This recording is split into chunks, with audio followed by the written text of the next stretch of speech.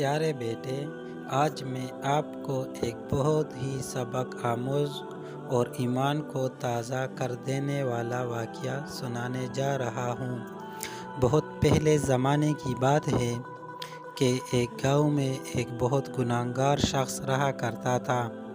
وہاں کے لوگ اس سے اتنی نفرت کرتے تھے کہ وہ اسے اپنے پاس رہنے بھی نہیں دیتے تھے۔ اسی وجہ سے اس گاؤں والے لوگوں نے اس گنہگار شخص کو اپنی بستی سے نکال دیا۔ وہ آدمی بستی سے نکل گیا اور جنگل میں جا کر رہنے لگا۔ وقت گزرتا گیا اور وقت کے ساتھ ساتھ لوگ اس آدمی کو بھول گئے۔ کچھ سالوں بعد اس آدمی کا انتقال ہو گیا۔ اب اس شخص کی میت تو پڑی تھی، لیکن اسے دفنانے اور غسل دینے کے لیے وہاں پر کوئی بھی موجود نہیں تھا۔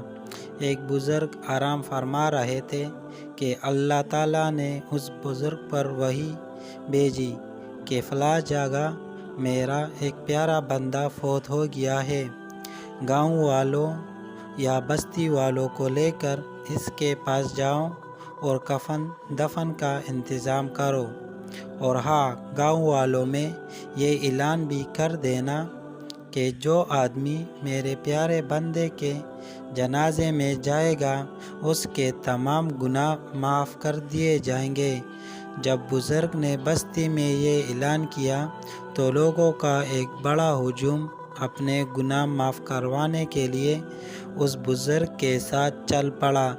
جیسے ہی لوگ اس جگہ پہنچے جہاں میت پڑی تھی اور لوگوں نے میت کا چہرہ دیکھا تو لوگوں میں ایک عجیب سی کھلبلی مچ گئی۔ لوگ بہت حیران تھے کہ یہ کیا ہوا۔ چنانچہ لوگ اس بزرگ کے پاس آئے اور کہا کہ یہ آدمی تو اتنا گنہگار تھا کہ ہم نے اس کو گاؤں سے نکال دیا تھا، اور آپ کہتے ہیں کہ یہ اللہ کا پیارا بندہ تھا۔ وہ بزرگ بہت حیران تھے۔ اس بزرگ نے اللہ تعالیٰ سے عرض کی کہ اے اللہ، آپ نے کہا کہ یہ میرا پیارا بندہ ہے، لیکن لوگ کہتے ہیں یہ بہت گنہگار تھا، یہ کیا ماجرا ہے؟ اللہ تعالیٰ نے فرمایا، اے بزرگ، بے شک یہ گنہگار تھا، لیکن جب اس کے مرنے کا وقت قریب آیا تو اس نے کہا کہ اے اللہ، میں تیرا گنہگار اور تیری بستیوں سے دھتکارا ہوا ایک ناچیز بندہ ہوں۔ میں جانتا ہوں کہ اگر تو کسی کو معاف کر دے تو تیرے خزانے میں کوئی کمی نہیں آتی، یا اگر آپ کسی کو عذاب دے تو وہ بھی تیرا حق ہے۔ اگر میں یہ نہ جانتا کہ کسی کو معاف کرنے سے یا عذاب دینے سے تیرے خزانے میں کوئی کمی نہیں آتی تو میں آپ سے اپنی بخشش کا سوال کبھی نہ کرتا۔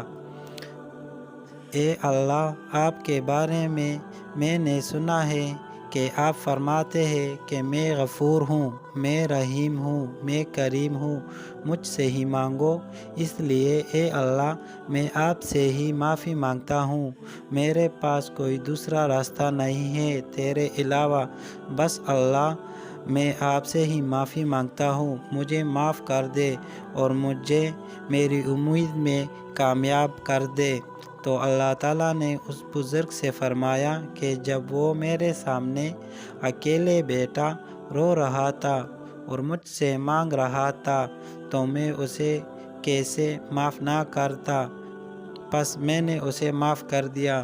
تو میرے پیارے بیٹے، اس واقعے سے آپ نے کیا سبق سیکھا؟ پیارے ابو جان، اس واقعے سے ہمیں یہ سبق ملتا ہے کہ ہمیں کبھی بھی اللہ تعالیٰ سے مایوس نہیں ہونا چاہیے، بلکہ صرف اسی سے مانگنا چاہیے اور اس سے ہر وقت معافی مانگتے رہنا چاہیے، کیونکہ اس کے رحمت کے دروازے ہمیشہ کھلے رہتے ہیں، اور اللہ تعالیٰ فرماتا ہے کہ ہمیشہ مجھ سے مانگو جو بھی مانگنا ہے، کیونکہ اسی میں ہماری دنیا اور آخرت کی کامیابی ہے۔